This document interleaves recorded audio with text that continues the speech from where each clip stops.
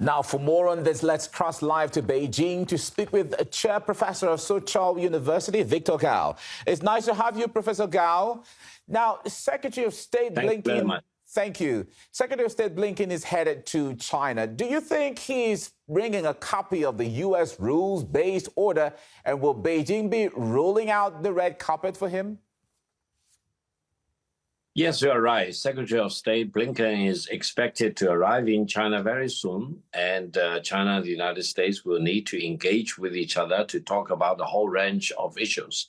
However, it is very important to see that the Chinese government made very important announcements just before the arrival of Secretary of State Blinken in China, declaring that the United States basically has no right to interfere in the normal relations between China and Russia. After all, China and Russia have a common border of more than 4,300 kilometers long, and the two countries engage with each other as equals. We respect each other, and the relations between each others are for mutual benefit. So the United States or any of the Western countries have no legitimacy and no right to try to interrupt or sabotage the normal relations between China and Russia.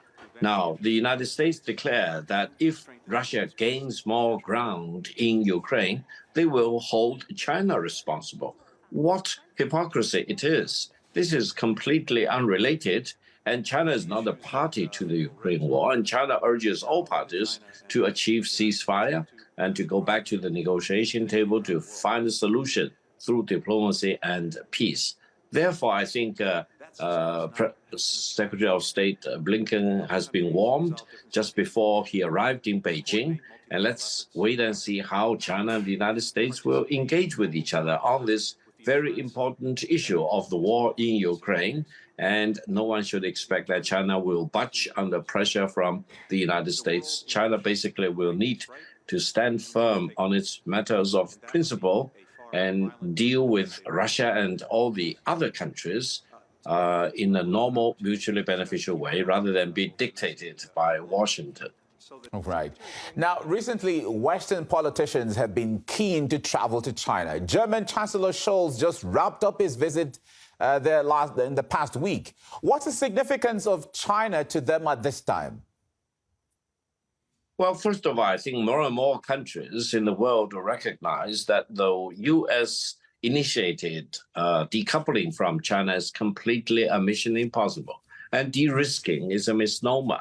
And more Western leaders, including, as you mentioned, the German Chancellor, Scholz, who is very welcomed in China and who brought with him a large business delegation, CEOs and chairmen of major German companies to come to China to re-engage with the Chinese enterprises and industries, etc. It means that countries like China and Germany need to engage with each other as equals, and we have a lot of business to do for mutual benefit.